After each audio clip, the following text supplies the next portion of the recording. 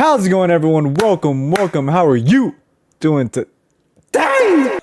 Today we're gonna watch a video from Rage Gaming Videos. It's gonna be about Path of Exile 2 and the class ascendancies and just class in general. I'm super pumped about Path of Exile 2. If you guys not have seen from my channel, and I played Path of Exile 1, the latest leak, like a few months ago, and all just building up to Path of Exile 2. So I just wanted to watch this video from this guy. Seems like he knows what's going on. I'm just a baby in this POE game. About like 20 to 30 hours I put it into POE1. I'm still in the womb, and compared to all the people who put in thousands and thousands of hours, hundreds and thousands of hours into Path of Exile, and I'm sure they will do the same with Path of Exile 2. So I just want to gain my knowledge and just expand and be ready for Path of Exile 2 that is dropping in a week, next Friday. This video is dropping Friday. So in 1 week from now, Path of Exile 2, December 6th, we will be getting Path of Exile 2. So without further ado, let's get to this video. Let's go. Hello and welcome back to Rage Gaming and more early access Path of Exile 2 coverage. Today it's time for us to talk about the 6 announced classes for the early access, and then their subclasses, the ascendancies. That's right, while there's ultimately going to be 12 classes planned for the full release of the game, also meant to have 3 ascendancies each, we are starting. That's good. I was wondering if they were going to put 3 ascendancies each, because 2 seem kind of low. I'm like, they could probably do 3 over time, and it's going to be awesome. Starting with half of those classes and only 2 ascends per class. I think that's pretty fair. They want to test the game in this big open way, and obviously they've got a lot to test, so they're going to limit it for now in some ways. The lineup of the classes, if you aren't aware though, are these. We have Warrior, Mercenary, Sorceress, Witch, Monk, and Ranger. So Mercenary is going to be my go-to. I've been thinking about like Witch, Warrior, but definitely Mercenary is where I'm going to go. Maybe Monk next season, but I don't know. This is a bunch of cool classes. Ranger will probably be my last one, but Mercenary is probably the one I'm going to go to. All right, let's get it. So that's 1 pure strength, 1 pure dex, 2 pure intelligence, and then you got the 2 hybrids. So it's an interesting mix of options, but what about those ascendancies? That's what this video is all about, really. What are the ascendancies? The ascendancies are crazy. How do you unlock them? All the important details to know. Let's start with the simple explanation. Ascendancy classes or subclasses for your specific character. So let's say you pick a main class, say a warrior. Maybe you choose to be a really different, strange warrior, one that uses magic or something unexpected. That's possible because any class can choose to use any ability that they that's want. pretty cool. But it's only a warrior that can choose to ascend to warrior subclasses, which in the case for this early access will be your choice of Titan or Warbringer. Titan sounds pretty cool too. Eventually completing a trial of ascension to get you started, which I'll explain shortly. For now though, let's start with the warrior to give you a good idea of what these ascendancies really do.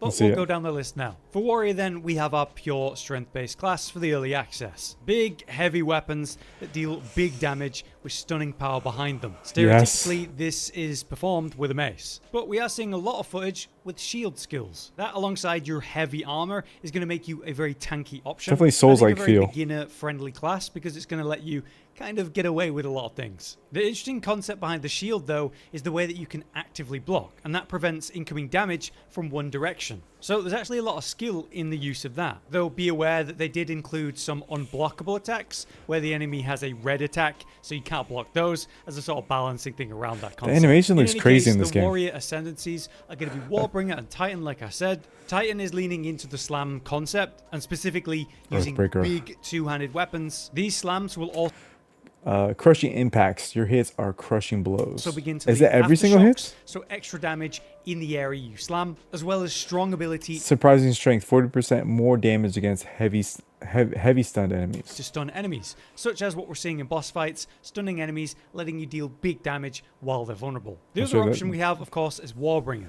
taking totems and transforming them into spirits. That allows them to get around pretty cool and too. Actually attack more directly. Totems you normally kind of like a minion build for they provide a different effect a tank to enhance you or help you fight. One other detail about the Warbringer is his ability to, well, war cry a lot. So if you want to go more into utility style playstyle, Warbringer is definitely the one to go for. Where Titan will be a lot more beginner friendly. Cooldowns? Next up, let's talk about the Mercenary, which is this is my class right here. Class of strength and dexterity, using a mix of crossbows that are essentially just all different kinds of gun, whether it's a shotgun, like a rifle, or a sniper rifle, alongside specific types. The thing that made me want to play this class is because I'm a big controller dude. I'm not too big of a mouse and keyboard kind of guy. So when they implemented twin stick into this game, I was like, it's a no-brainer. I'm gonna try the reason why they made twin stick for this game, the Mercenary class. Of ammo and even grenades to further modify how you're fighting and what you're using and when. To give you the classic example that they gave us, you could freeze an enemy and then swap to armor-piercing rounds that will be really effective at shattering that frozen enemy. A great one to set up a situation and then punish in a really effective way. They also really highlighted this class, in particular with the new movement mechanic, WASD to move, and then aim with your mouse. So it looks like a really unique class that I think is going to be very popular. And it's 2 ascendancy options, a Witch Hunter and then Gemling Legionnaire. I am conflicted between these two. Actually leaning more into arcane use, allowing you to generate this kind of ward. It's interesting because it protects you from the elements, but it's actually making you more vulnerable to physical. Though because we're more of a ranged class, you can avoid being up in the face of enemies. With good kiting, you should be able to kind of deal with that. But they're very specialized, dealing with magic users, of course, interrupting spells, slowing down the... I believe this Decimating Strike is the ability, if I'm not mistaken, this is the ability, unless he goes further into it.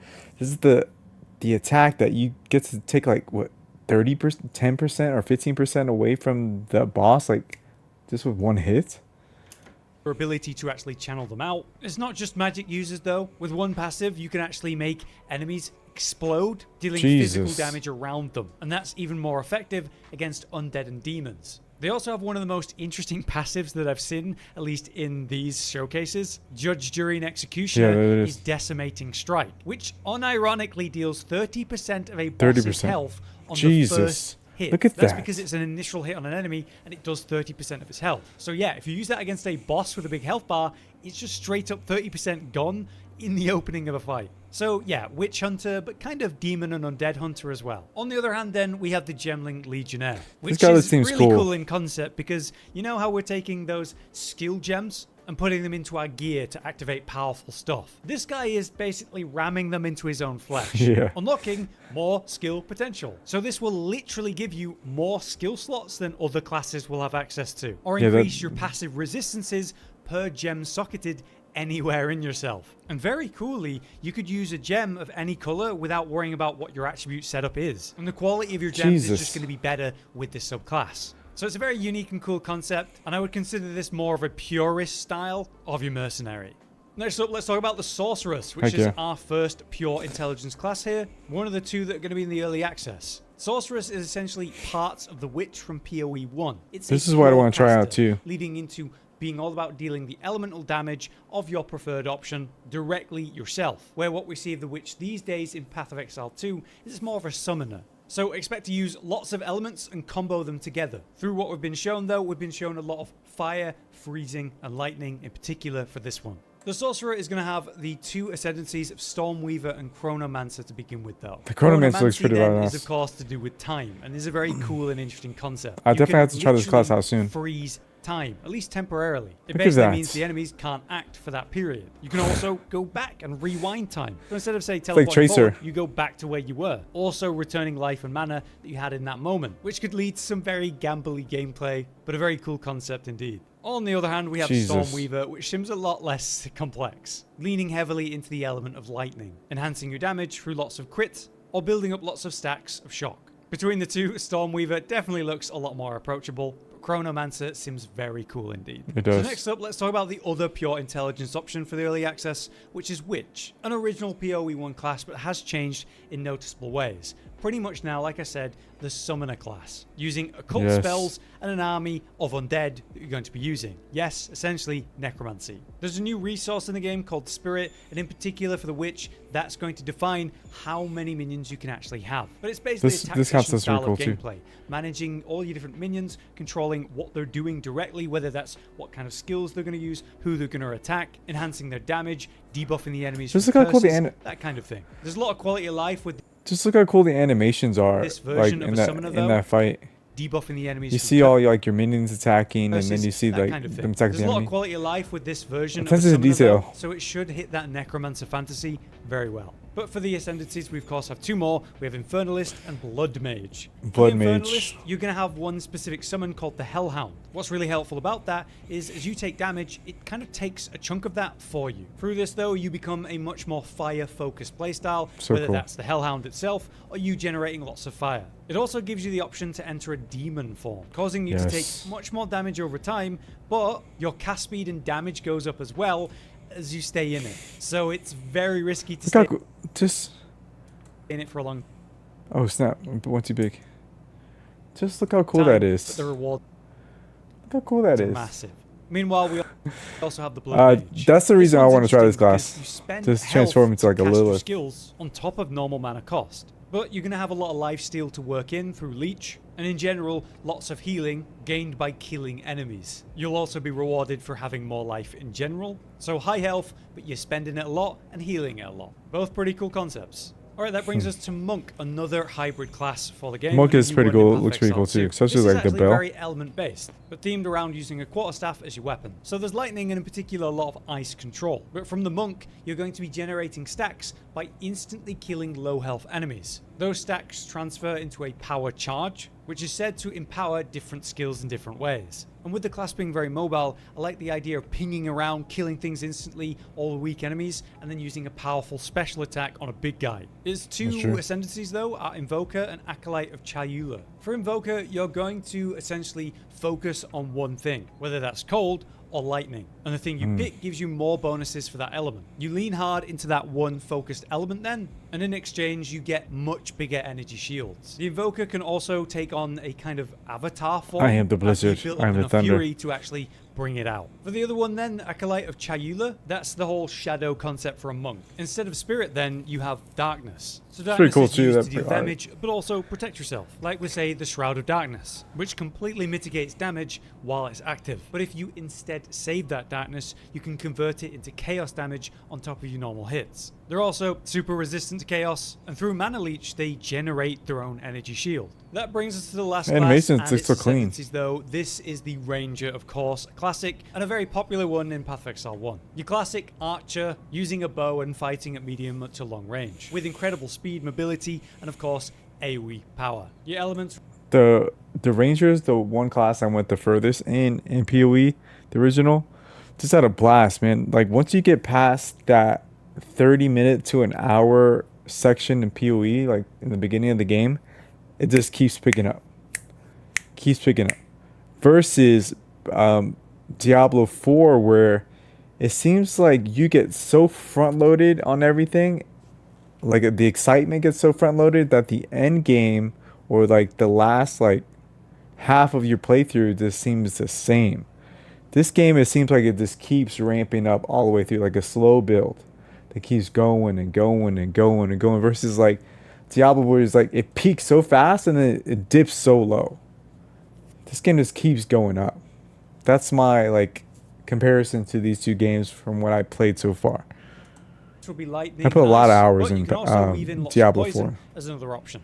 For the ascendancies here, then, we have Deadeye and Pathfinder. So Pathfinder's the one that leans into poison, but that's partly through the concoctions that you use. Basically, you're generating elixirs and flasks that you use against the enemy or for yourself. So using your flash charges, you can instead attack. And those concoction attacks are very versatile in what they can do. Like, they can cause enemies to bleed. You can generate shock through throwing this kind of lightning vial. Or, like I said, with poison, spreading a kind of contagious version of poison spreads through into other enemies in a tight pack. And a really cool feature of the Pathfinder is the ability to move without being slowed. And the areas look just so badass. Having a movement penalty while using skills at the same time. So you should be able to flow around the fight while leaning heavily into a type of concoction that you want to use in that situation, whatever's going to be best. On the other hand, you have the classic Deadeye. You're basically leaning this would be into the class I would be if I played Ranger here. You're going to fire off potent arrows, or just significantly more arrows at that. You'll manage this using the Tailwind mechanic. So Tailwind means that you're going to be moving a lot faster, but the issue with it is that you lose all Tailwind when you take a hit. So you're rewarded by moving around and flowing around a fight, controlling the situation at medium to long range, never getting hit, but punished if you mess that up. As we're about to mention for, say, one of the trials, this is going to be really great because you're able to increase your speed if you don't get hit, but you lose that speed when you do take damage. But yeah, very classic Ranger. If you're looking for more of that purist concept, I would definitely go Deadeye. So those are the ascendancies. Also, I think Deadeye has a ability in the tree where your projectiles don't lose accuracy, so it's like guaranteed hit every single time. First phase of early access. Hopefully that does give you a good idea of them, but let's now talk about how you actually unlock them. Yeah, in short, we'll complete Ascension trials while progressing the campaign. They're like these special dungeons which first unlock the Ascend option, but then as you do future trials, they now give you more points to work with to then spend in that ascendancy, whatever the one that you picked. They will get harder as you go, but that's much like the rest of the game, but will certainly be a high priority the moment that they're an option. In POE2 though, we do have options in general. In this early access, we'll be able to choose between 2 different trial types, with a third trial to be added in the future. First up, they told us about the trial of Secamus. In this trial, you gain honor, a resource to build up. You lose honor whenever you take a hit though, and if you lose it all, you have to restart the entire trial. So you build it by searching through the dungeon, killing monsters, finding items, completing challenges, and generally avoiding hit by kiting and moving cleverly. A pretty simple concept, and probably an approachable option for more speedy or AoE clear builds and setups. On the other hand, our other option will be the trial of Chaos. There's no honor resource system there, so you're not going to be punished by taking hits. As per the name then, it's a lot more random. You have to choose negatives as you go, and so that could say be stronger enemies, more debuffs for yourself, different traps in the environment to deal with, and other things. So I would say that the Trial of Chaos is more designed for slower builds that are going to be happy to take those hits. You just have to choose the negatives that you can handle until you reach the end, without then worrying about kiting monsters to avoid being hit the whole time. When I first saw that, it reminded me of Final Fantasy VII, the original, when you go into Gold Saucer and you have to get like Cloud's ultimate weapon, and you have to go through those trials, but every single time that you beat a stage, you get like a debuff in a way. So it kind of reminded me of that. Now, I did say there's also going to be a third trial at some point, but what that is, we don't know. I just like the fact that they're making a variety of different options for different trial types. Ones that suit different builds and playstyles and approaches. I think that's really clever. Instead of expecting everyone to do the same thing, and some builds are going to be better at that than others. But yeah, in recap then, we have 6 classes in this early access. Each has a choice of 2 ascendancies, and then that becomes your kind of real class. Maybe you'll start as a ranger, but then ascend to Deadeye. We do so by completing the first trial during the campaign, and then we'll gain points to spend in the new subclass tree later after completing more trials in the future. With that, they've also given us options for what kind of trials we want to do in an effort to benefit the specific playstyles better. It's not too complex when you look at it like that, so I hope this helped you. So, what class are you going to start with? Personally, I'm very tempted by the Mercenary myself. For now though, I've been Hollow, you've been you, thanks for watching. So if you guys enjoyed, let me know what class that you guys are going to play. Like I said, I'm definitely going to do Mercenary.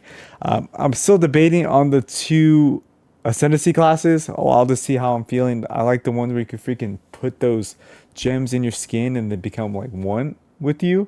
You just get that many more options to work with.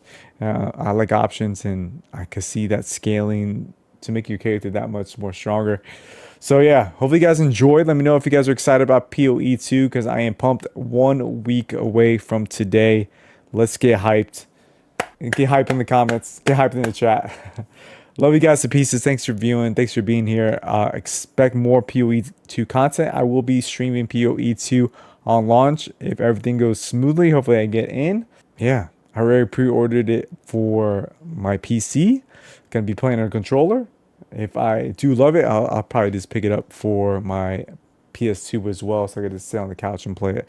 All right, guys. Love you guys to pieces. Stay risen, stay rising. Until next time. Peace.